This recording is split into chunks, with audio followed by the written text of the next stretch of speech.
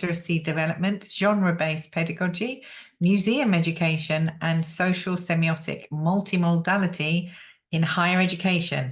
She is a co-author of Helbling Readers blog and has worked on 2 graded reader adaptations of classical fiction. So welcome, Nora, and the floor is yours. Thank you, Vanessa. And I must add that I'm really proud of my teaching experience in Italy, because that's where I taught the youngest students, age 3 to 5, in Genova and Milano. So I think that's just as difficult as teaching university students, if maybe more difficult, actually, as we all know, I think. I will just quickly share my screen. I hope it works this time. Can you see it? It should be yellow. Yes, all clear. Yeah, I mean, the background should be yellow. Okay, so I have 20 minutes. Is that right? Yes, yeah. 20. All right, thank you.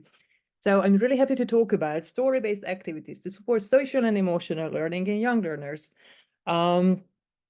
which I think is a really lovable topic to discuss. So the plan for today. What are social and emotional skills in our view? What's the whole SALNet framework? You can read a lot about it, but I summarize some aspects of it. How can we read for social and emotional skills? And I propose a shift in focus if we want to integrate emotional work in our reading programs. I will talk a little bit about how you can recognize feelings multimodally on page, and also, I think, in real life. And then I will give you just one example from a Helbling reader, The Dark in the Box. I really love this story. The illustrations are beautiful, and I will show you a guided reading example. And then I show you 3 activities to work with. And I give you some ideas on which readers you could read to support social emotional learning. And there's so much to do that I will just get started. So social and emotional skills, they start after birth. We know that really well. It starts with recognizing happy and sad faces, and it involves learning how to express your own feelings. And what's also important, that it helps us make friendships and maintain healthy relationships. And it kind of contributes to what are the benefits to reducing stress and resolving conflicts and respecting others and becoming empathetic. So the middle column I've collected here is all about the benefits of developing social and emotional skills in our students, starting at a very young age. We've all been to playgrounds and small classrooms with young people, so we know how important it is to deal with their feelings. Of course, students, young ones, need to learn how to deal with social expectations, and it's quite a big demand we have for them. Being aware of others, how to maintain a healthy emotional life. And as we know it very well, it is needed. All these skills are needed all through our lives, and we can never stop really developing them and dealing with them. So we are actually, through stories, we are contributing to life skills. And if the story is good, it will stay with us for a lifetime. I think we can all agree on that. Okay, so social emotional learning, the framework, is a kind of educational approach in which the emphasis is on the development of skills, but in terms of understanding and managing emotions, building healthy relationships, and making decisions. And it promotes a positive learning experience and overall emotional intelligence. The 5 core competencies have been defined. You can also check the OECD and the actual framework for it. Self-awareness, self-management, social awareness, relationship skills, and responsible decision-making. So when we are reading stories which somehow promote emotions and reflections on emotions, we are doing all these things all at the same time, which is quite nice. I don't know if I should be checking the chat box now or not, but I don't think I should, right?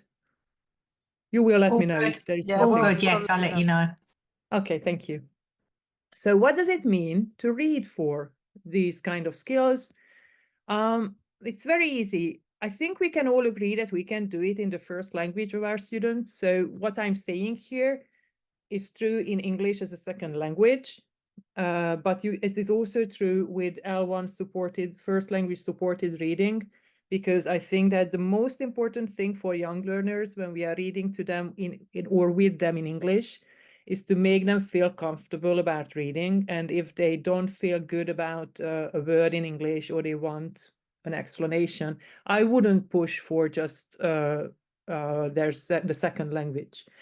I think we can always make them comfortable with just one word they can just hang on to and feel better about it. So whatever I say here, I think should be considered like in first language and mother tongue supported kind of teaching. So we start with recognizing the emotions in stories, not only in the language and in the textual layer, but also in the visual layer of the text. And then we try to work for empathy and try to understand the emotions of characters. And it also means that we are experiencing these different perspectives. And these are all in stories. We see how certain characters build resilience, face moral and ethical dilemmas, how they can resolve conflicts and build social skills. It's a time for self-reflection, and every time we talk about all these things, we are contributing to communication skills. And what's beautiful about it is that this is not normally done in a language classroom. I think this is best supported in either reading sessions or drama teaching, but reading can have the answer for all these skills development objectives. Now, the shift in focus I like to promote and say is not ignoring focus on language and knowledge and content in our teaching, because it's there. That's what we are teaching. Language is knowledge, and that's what we are teaching. So first, we can ask, what does this story mean? What have you learned from this story? What new words do you remember or have you learned? Or I don't know, we can focus on all these things in the language classroom. But when it comes to extensive reading or any kind of different type of reading project, then you focus on feelings. How do the characters feel? How would you feel? And what does reading this story make you feel? This is the natural way, and I say it based on my own research with students, like how they respond to exhibitions, stories, songs, theater plays, is through their emotions first. That's where they position themselves in connection to the story first. And I think promoting this and supporting students in this is really important, because then that's how they can feel more comfortable. And then we can focus on language and knowledge, but let's just spend more time with the feelings and emotions as well, no? So, moving on. One type of activity here, I'm zooming in the first feelings question. How do the characters feel? You can use this sort of approach when you're reading to build vocabulary, because using precise words to express what we can see.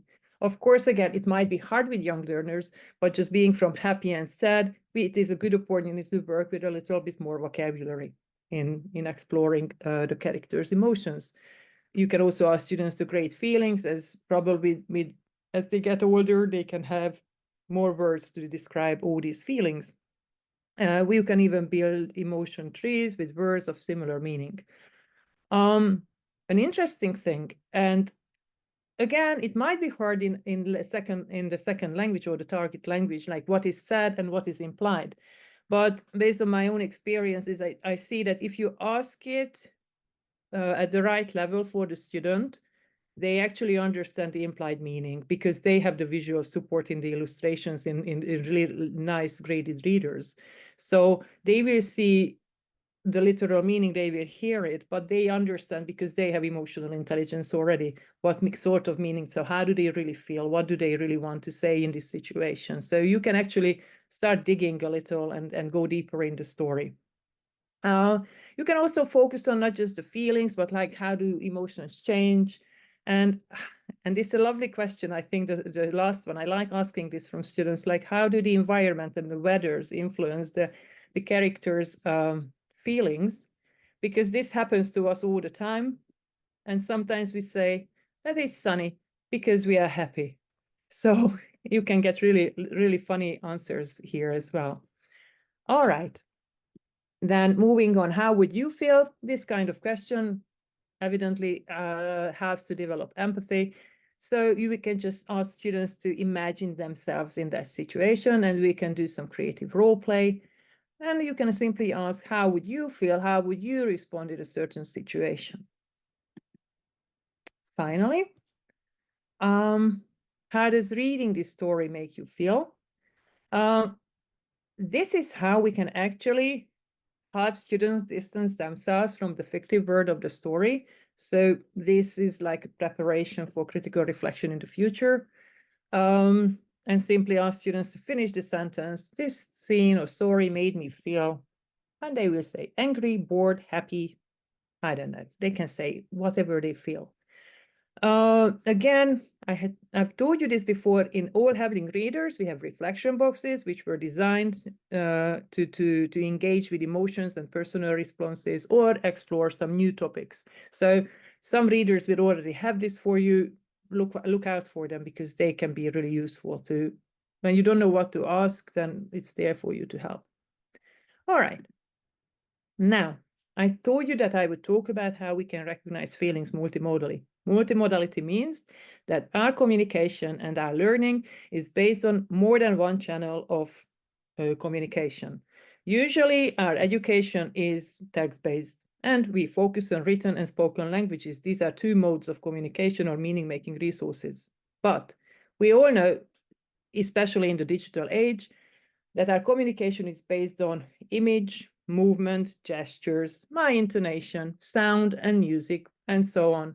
And it's also, when we look at the page, we express a lot with the colors that we wear, or the colors that we see or use, and so on. So we can ask students to think in all the multimodal terms, which they already do, but we can help them recognize this. Just look at this one image from the duck in the box. We can see a little boy running from left to right, so we see that he's running towards something. There's some narrative action in the story. So we can ask students to describe the body, just simply saying, what is he doing? He is running. Where is he running? He is running towards something. What do we know from his gestures? He looks happy, he looks excited, he's focusing on something. And all these ideas are kind of describing interpersonal relations, and we need to know that. Our students don't need to know that. Then you can focus on colors, because color is the most expressive mode, probably, that even the youngest learners will understand.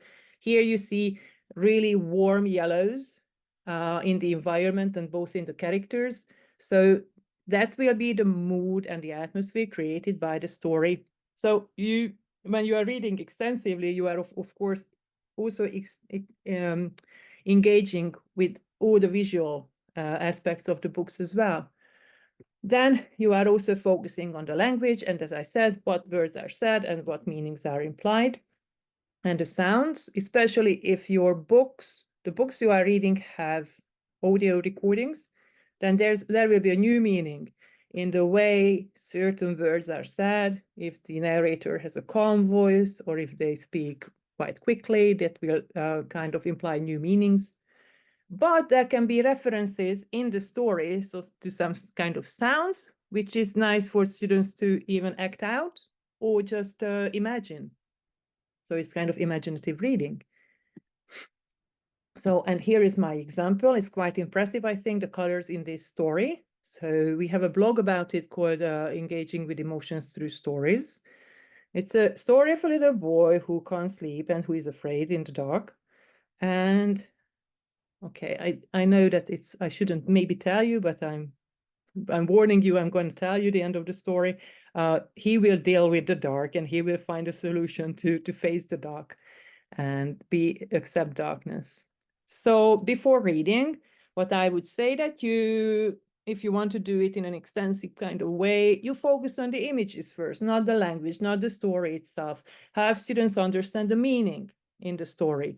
Images first, then focus on colors and look at the characters and somehow engage with their facial gestures. And it's quite impressive in this story. You will see happiness, fear, all are expressed. Even without reading the words, you will get a general understanding of the story. Then you go, and while you're reading, you can focus on one full double page at a time, but we say it quite a lot. Give time to explore spend time on the page. I think that students learn a lot by just looking, labeling, asking questions, commenting, and so on. Find interesting things. And then, of course, try to retell the story in your own words, or act it out, or let the student narrate it to you. What you see in this story, for example, is that, especially when we are dealing with emotions, that is that you can focus on positive change. So this story in particular starts with a happy summer scene, and I selected the color yellow for that little box because that's the general color of that double page. And then we go into pure winter mornings. Again, there's the meaning of color with the white. Then there's the dark of the night, the safety of the room, in the boys' room with some warm yellows and oranges. Then we are dealing with fears. So there's some dark blue and black. We are finding a solution, and there's again some kind of joyful atmosphere at the end. Again, we are focusing on meaning. We are discovering how the emotions of the little boy changes, but we don't really worry that much about the textual level of understanding word by word what they are saying. So that was the Dog in the Box. Do check it out. It's a beautiful story. And I just proposed 3 activities to work with emotions with this illustration from our reader, the Velveteen Rabbit. So just simply play with feelings. Write down different emotions from a story you have read. Ask students to pull up a piece of paper. And then they should make a face to illustrate that emotion. And that's it. This is just one way of learning to express and pay attention to gestures, paralinguistic kind of meanings. Then you can go do more discussion and role play during story time. Stop and check with students how the characters are feeling. Ask how they would respond to and behave in the story, and act out the situation. And I think the best thing about every young learner is that they want repetition all the time. This is how I was teaching young learners. So with them, it's easy to read the same story 100 times and just enjoy different aspects of the same story and act out situations. And you can simply express your emotions in connection with the story. And this is like engagement with the story we are reading. Choose an expressive form. If you don't like to say a word, you can draw, you can sing a song, or you can just act it out and move in, show it in your own movements. And this is the way of embodied learning that I like promoting these days as my answer to AI and everything being digital. I think that we need to put the focus back on emotions and embodied ways of knowing and learning, because that will give us some balance in this digital world. So I have just a couple more minutes, so I have some more story recommendations. We have the sun is broken, that for sale, the beach, the big wave, and Harry Harris H's. You will see that these stories all deal with questions of loss, death, moving somewhere, losing something, dealing with our fears. So even the hardest topics, I think, can be approached with a joyful and beautifully illustrated story. And I think that the key is sometimes to focus on the visual level first and then move towards the textual meaning. And that's how we somehow support extensive reading, even with the youngest ones. Because here we are, when we are talking about young learners, we deal with little language and just developing language and showing them not only the love of reading, we are showing them the love of reading, but also showing them doing it through a love of interacting with books. Because the story time involves something that we do together and we can just work together with, either through listening or viewing, and then reading, of course, eventually. So for more ideas, we have a full section connected with emotions, actually, on our readers blog, but you can also just check out our young learners resources. We like saying that it's all free for you to download and access, and you will get lots of ideas to engage with reading in general, but then you can focus on whatever aspect of reading you like to learn more about. Thank you for your attention, and if you have any questions, I'm happy to talk.